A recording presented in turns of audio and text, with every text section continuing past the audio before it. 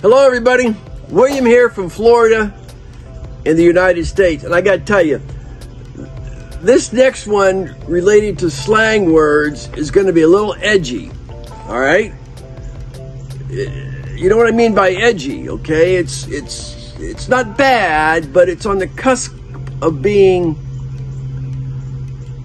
controversial, let's say, okay? And I did the research on 3 countries: Italy, Spain, and America. And we're going to talk about, I'm going to give examples of slang words that are kind of colorful from the United States, from America, and see if you know what they might mean, okay? And see if you have these in your country, all right? The first word is kickback. You ever heard that word kickback before in your country? No one's going to kick you in the back. That means you do something good for me, and I'm going to kick you back some cash under the table, some money. Those are called kickbacks, all right? How about cronyism? You know what that is? That's when you may have somebody who's working for the government or any job really, and they decide they're going to hire their brothers, their sisters, okay? Could be a family or somebody that's not even, they don't have the qualifications, but they're going to hire them anyways, all right? That's cronyism. Lately, if you've been following the news in our country, and I know so many of you do, you've heard talk about shell companies from some certain political party of one or the other, but mainly of one, that they've created these shell companies, okay? So they could receive money from other people and try to hide it, all right? Well, they may have got caught. So, because they didn't grease enough palms. No, they didn't put grease on anybody's palms, okay? Greasing someone's palm is when you give them money to keep their mouth shut. Look the other way, okay? These are American slang words, all right? Colorful, okay? How about a fixer? You have a fixer in your country? Huh? I bet you do. You don't even know it. Somebody who comes, you call someone and say, hey, can you take care of this matter for me? Okay, this matter. What is it? Don't worry about it. I just ask you, once you get here, I'm going to ask you if you can fix it for me, okay? You may have heard, I know in our country, that someone's in bed with somebody, okay? No, they're not in bed sleeping with them per se, but they're in bed with them that they're going to use them in a way as a secret to maybe gain information, okay? They're going to gain information from them, all right?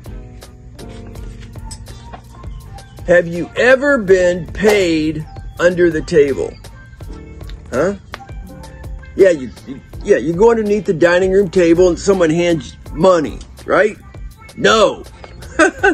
No, that's when you get paid for doing something in cash and it's not reported to the government for whatever reason. I don't know. All right? I don't know. We have companies and people that work here, and it's called a no-show job, okay? That means I'm going to hire you to come work for me, all right? But you never have to come to work, all right? You never have to come to work. I'm going to send you a check anyways, all right? No-show job. It was big back in the day, really big, really big. Now, it may also have been called ghost employees, okay? They're also called ghost employees. They're not for real, but they're getting paychecks that you're keeping. There's the difference. You keep the paycheck, all right? Where on the other one, the no-show, you're going to give them the check. That's the way of saying, thank you for all you've done for me, all right? These are slang words and idioms that have become evolved over the years here in America, okay? Like, how about off the books, okay? Off the books, transactions that are recorded, but they're off the books. There's another set of books, okay? Two sets of books. One that you report with, and the other one that you, to remind yourself of, hey, I remember when I did something for this guy here. Yeah, I did a backroom deal. So, I think he needs to pay me back. I think he needs to pay me back. Yeah. So, after you've done some maybe, work under the table, or you grease someone's palms, you're going to want to cover your tracks. You ever hear that expression, cover your tracks? That means you need to hide what you've done so you don't get caught. All right? By somebody who's going to turn you in. You need to cover your tracks. Do something. Because you did that work under the table. All right? You did a shakedown on somebody. Did I ask you about a shakedown? Huh? No. A shakedown is when you go see somebody and say, hey, I need some money from you. I need a couple hundred. Let me hold a couple hundred for a while. Okay? Just want to hold it. Yeah, he knows what that means. He's going to give you a couple hundred.